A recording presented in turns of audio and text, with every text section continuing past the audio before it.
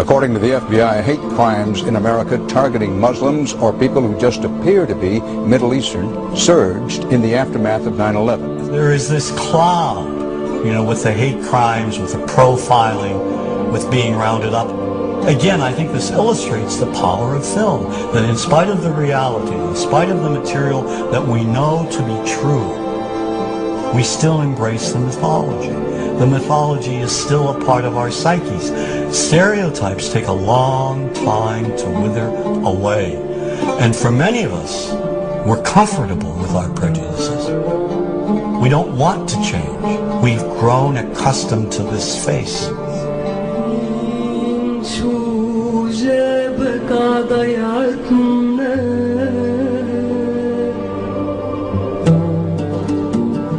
When we think of Arabs, what do we see? What images come to mind?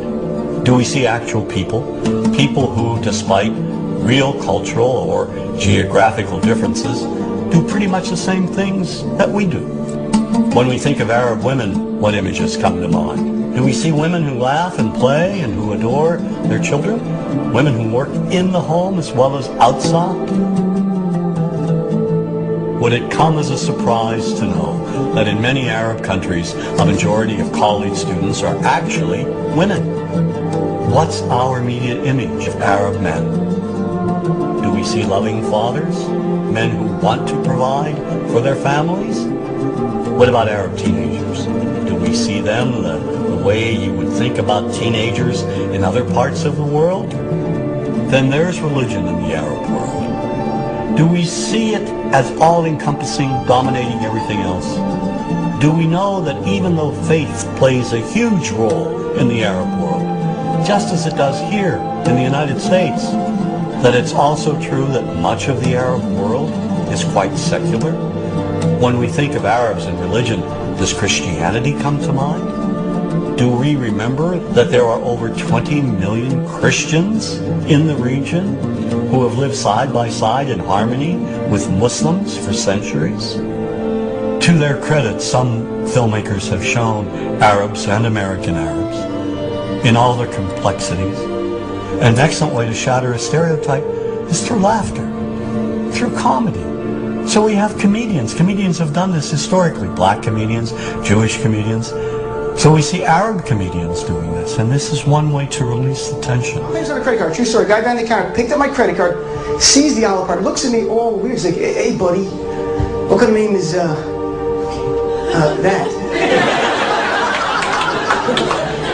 I'm like, well sir, it's an Arabic name. He goes, what does this mean?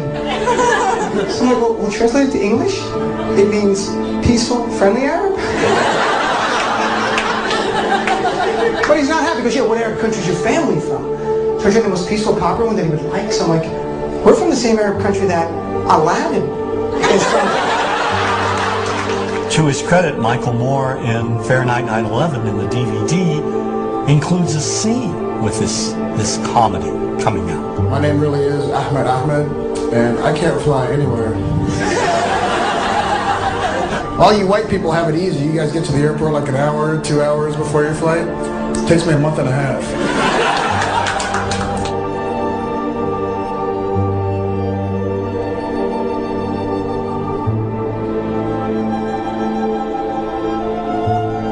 Nous vivons dans un monde qu'on peut critiquer, qui est le monde de la dérision.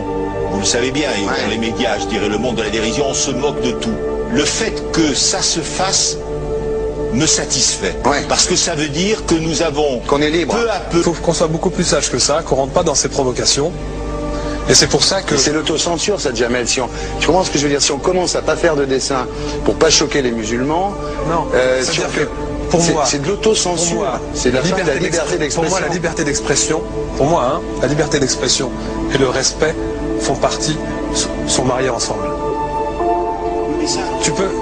Moi, je suis pour la liberté d'expression.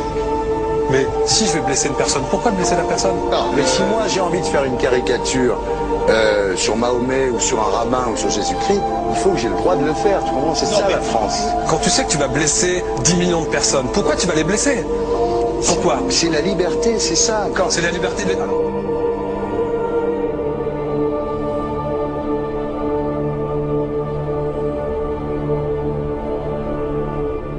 Non, mais vous pensez pas que c'était à vous de vous excuser, non? En disant le sketch n'était pas très drôle, je suis désolé si j'ai blessé des gens, voilà, excusez-moi, voilà, c'est une connerie, c'est mon travail.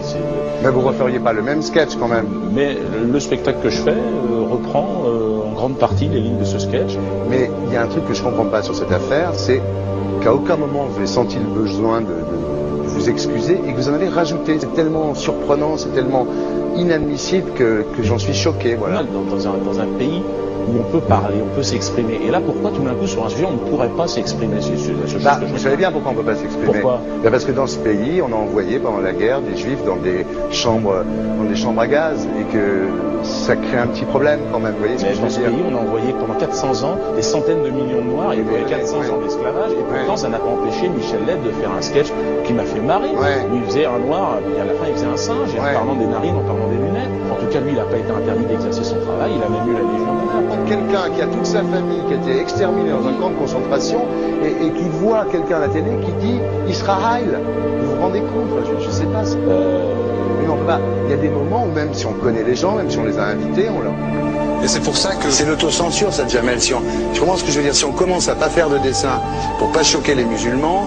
Non, c'est de l'autocensure. C'est la fin de la liberté d'expression. Pour moi, la liberté... Et là, pourquoi tout d'un coup, sur un sujet, on ne pourrait pas s'exprimer sur ce sujet? Vous savez bien pourquoi on ne peut pas s'exprimer. Pourquoi? Parce que dans ce pays, on a envoyé pendant la guerre des juifs dans des chambres à gaz et que... Deux poids, deux mesures. La liberté pour tout le monde. C'est-à-dire? La liberté pour tout le monde. Il y a une personne comme Dieudonné qui a fait un rabbin, enfin qui a fait un colon juif, etc. Tous ces DVD ne sont plus dans les pactes. On l'empêche médiatiquement, on ne le voit plus. Alors que lui, c'est un comique. Plusieurs lois qui ont été faites contre l'antisémitisme. Et moi, je fais un appel aujourd'hui de faire une loi contre l'islamophobie.